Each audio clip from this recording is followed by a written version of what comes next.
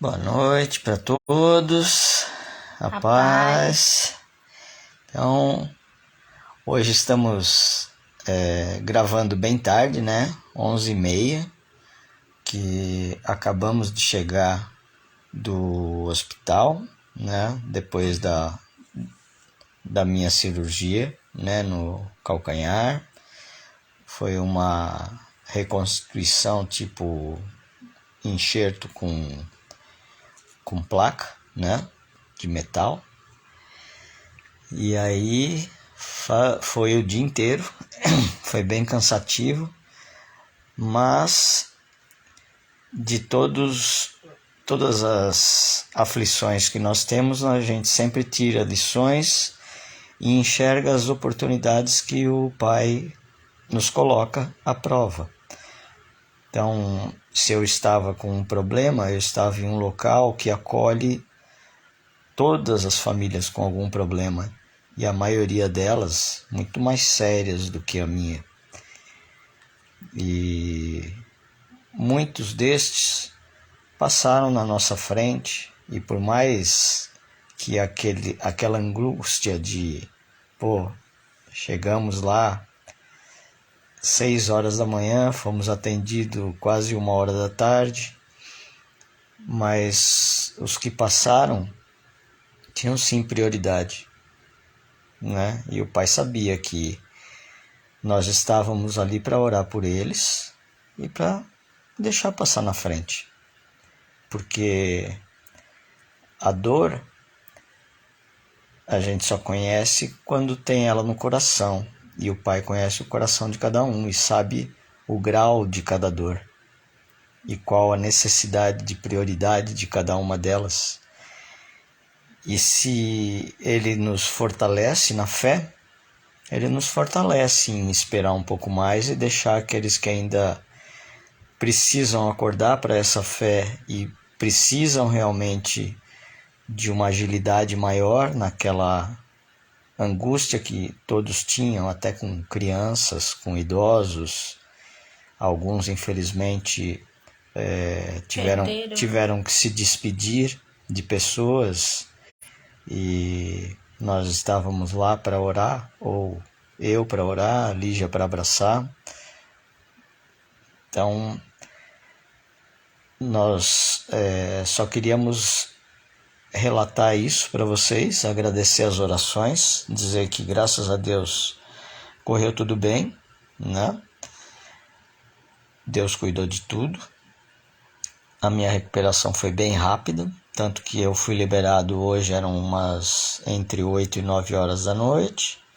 Aí até chegar em casa, consegui arrumar tudo, passar na farmácia para ter os remédios, né? Ver a minha mãe, que ficou aflita o dia inteiro aqui, mas também a família toda veio, se revezou, está se revezando em cuidar dela. Ela não está se sentindo sozinha, mas fica aflita. As preocupações de uma pessoa idosa é só se preocupar com os mais novos, né? Então a gente teve o cuidado, não só quem ficou durante o dia, de passar as notícias, mas assim que eu cheguei, tomei um pouco de fôlego, né? Porque é um sobrado, tem que subir degrau para lá e para cá. E eu com o gesso novo e ainda meio baqueado da anestesia, né? Mas ficamos um pouquinho lá com ela, e agora vamos fazer a nossa oração do dia, porque ainda é hoje, dia 7, e de novo, o número 7 está ali, sempre com a gente, né? E papai falou pra gente ler o livro de Zacarias, capítulo 2. A gente ainda não sabe que nos reserva essa palavra, vamos compartilhar com vocês. Vamos compartilhar com vocês, então, Zacarias 2. Que diz assim: Voltei a levantar os meus olhos e vi um homem levando uma corda de medir. Então, Deus estava dando visões para Zacarias. Aonde você vai? Perguntei. Vou medir Jerusalém para saber seu comprimento e sua largura, ele disse. Então o anjo que estava ao meu lado foi se encontrar com outro anjo que vinha em sua direção e lhe disse: Corra, E diga àquele jovem que um dia Jerusalém ficará tão cheia de gente que quase não haverá espaço para todos. Muitas pessoas morarão fora dos muros da cidade, junto com seus rebanhos e, apesar disso, estarão em perfeita segurança. Isso porque o Senhor mesmo será uma muralha de fogo, protegendo Jerusalém e seus habitantes. Ele será a glória da cidade. Amém. Atenção! Atenção! Fujam da terra do norte, diz o Senhor, a todos os seus que foram levados para longe da sua terra. Eu espalhei vocês aos 4 ventos. Atenção, ó Sião, fujam. Fujam agora mesmo, vocês que moram na cidade da Babilônia, diz o Senhor dos Exércitos. Então, nessa fase, o pessoal que estava exilado na Babilônia já estava sendo avisado por Deus que, volta para casa, já pode voltar para a terra de vocês, né? E aqui continua. O Senhor da Glória me enviou para lutar contra as nações que os oprimiam, porque quem faz mal a vocês toca na menina dos olhos do Senhor. Eu esmagarei essas nações com minhas próprias mãos, e os que são escravos serão seus senhores. Quando isso acontecer, vocês saberão que foi o Senhor dos Exércitos que me enviou. Cante de alegria, ó cidade de Sião, porque venho morar com vocês, diz o Senhor. E quando isso acontecer, muitas nações se converterão ao Senhor e passarão a ser também meu povo. Eu morarei junto com elas, e então vocês saberão que foi o Senhor dos Exércitos quem me enviou a vocês. Judá será a herança do Senhor na Terra Santa, porque mais uma vez o Senhor escolherá Jerusalém e a abençoará. Calem-se, cheios de respeito diante do Senhor, todos os homens, porque ele se levantou do seu santo lar. Boa noite, Ricardo. Obrigado por estar aí sempre acompanhando a gente, viu? Fica com Deus. Bom, eu vou só ser breve numa luz que veio para mim enquanto ali já estava lendo Zacarias 2. Estava relatando um acontecimento passado. E como sempre a gente diz, nós temos alguns insights que a gente sente, alguma coisa que Deus coloca no nosso coração, da palavra que é dita e daquilo que eventualmente ela pode representar no nosso presente, que é o futuro visto por ali. Aqui tem uma promessa futura também, que é quando ele vai vir morar com a gente. Então, nesta promessa futura, e como a gente já relatou, tudo o que aconteceu e tudo o que foi escrito, ela vem numa espiral crescente. Tá? Explicando bem rápido e bem simples, tudo o que já aconteceu se repete. Por isso que a gente tem que ter o maior cuidado com apagar histórias. Porque quando a gente apaga algumas histórias, mesmo achando elas feias, e muitas foram, sim, feias, quando você apaga essa história, você apaga isso para as novas gerações que não viveram. E depois de tantas e tantas gerações, as histórias somem. Mas elas estão escritas desde o começo.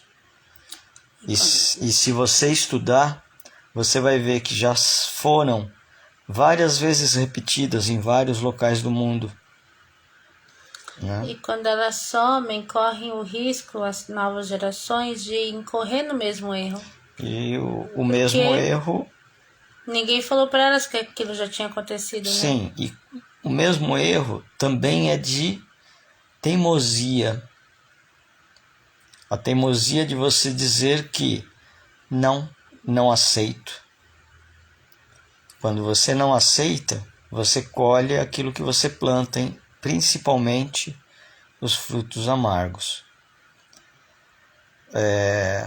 dentro desta palavra, diz que a tribulação falar difícil ainda mais. A tribulação vem do norte. Voltem para as suas casas. O que eu consegui ler é: muitos saíram daqui, da terra que foi prometida, e que muitos falam que Deus é brasileiro e tal, mas não é essa balela da boca para fora. Deus escolheu um local onde acolhe todos do mundo inteiro para ser um local de cuidar de todos os que vão estar passando por essas aflições, e não vão ser poucas. A gente já está relatando isso e nós não somos os únicos. Principalmente as crianças, né? Nós estamos falando isso já há tempo, e outros antes de nós já falaram muito, e a coisa está no nosso nariz. E está acontecendo. E quem não está ligando, principalmente aqueles que deveriam divulgar tudo o que está acontecendo, não está fazendo por interesses escusos, vão ser cobrados.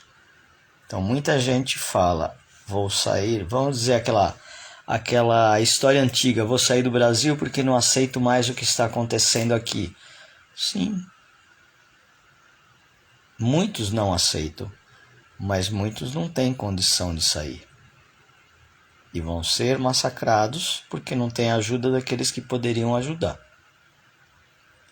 Isso também é carregar culpa, porque vocês poderiam ajudar quem não pode.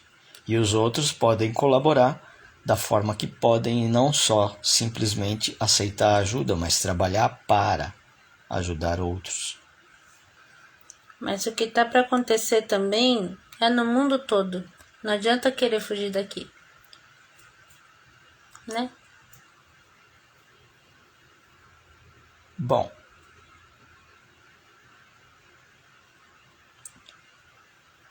pequeno recado de hoje foi dado,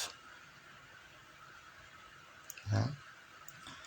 E o agradecimento é grande, imenso, primeiro a Deus, por tudo que faz por nós, por cuidar da nossa família e de tantas outras. E a gente sempre pede e ora para que os véus que tampam a visão de tantos caia e todos comecem a enxergar que o caminho é Deus, né? Que Jesus vem realmente para salvar, mas até chegar esse momento, muita coisa vai acontecer. Alguns estão prometidos a ser salvos, outros nem tanto. E aí depende de nós, né? O principal é: estejam com Deus no coração, tá? Obrigado por tudo, uma boa noite para todos, né?